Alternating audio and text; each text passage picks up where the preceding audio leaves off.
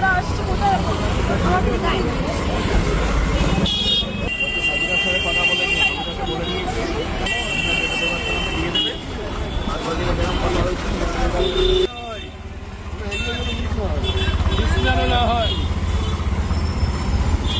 কোথা থেকে এসেছেন? কোথা থেকে এসেছেন? হ্যাঁ, আপনি কি উকিল? আপনি কি উকিল? কি জন্য ধরা হলো? আমি উকিল কথা বলেছি,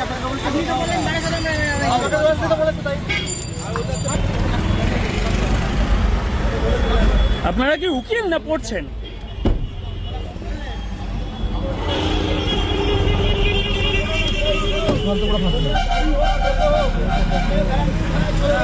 আজকে আপনি দেখতে পাচ্ছেন এখানে আরো অনেকজন লোকজন জড়ো হয়েছে, সাধারণ মানুষ।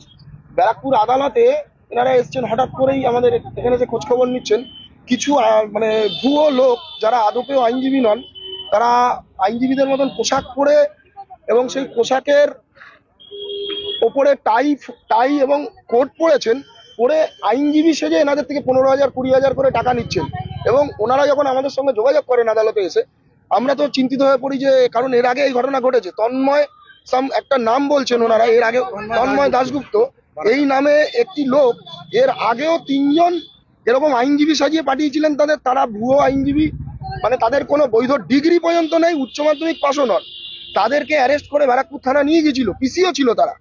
সেই চক্র আবার অ্যাক্টিভ হয়েছে এই আদালত চত্বরের বাইরে মানুষের থেকে, সাধারণ মানুষের থেকে এইভাবে টাকা তোলার জন্য। কিন্তু এটা কোনোভাবেই বরদাস্ত করা যাবে না। আমরা আমাদের ব্যারাকপুরের আইনজীবীরা যখনই এনাদের থেকে এই খবর পাই, সঙ্গে সঙ্গে প্রশাসনের সঙ্গে যোগাযোগ করি, ব্যারাকপুর থানাকে খবর দেওয়া হয়, তারা আসেন এবং সেই অভিযুক্তদের আমরা পুলিশের হাতে তুলে দিয়েছি। বর্তমানে হচ্ছে গিয়ে এনারাও থানায় যাচ্ছেন, এই ভিক্টিমরা রয়েছেন যাদের থেকে।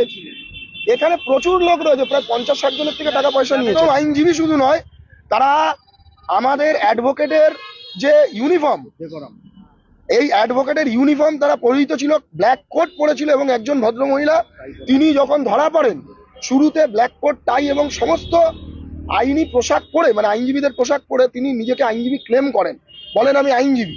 যখন আমরা সন্দেহ হওয়ায় তাদের জিজ্ঞাসা করি যে আপনাদের বার কাউন্সিলের আইডেন্টিটি কার্ড এবং আপনাদের এনরোলমেন্ট সার্টিফিকেট যদি থাকে সেগুলো দেখান, তখন ওনারা পিছু পা হন, বলেন না আমরা আইনজীবী নই। ওনাদের ডিগ্রি জানতে চাওয়ায় জানা যায় ওনারা উচ্চ মাধ্যমিকও পাশ নয়।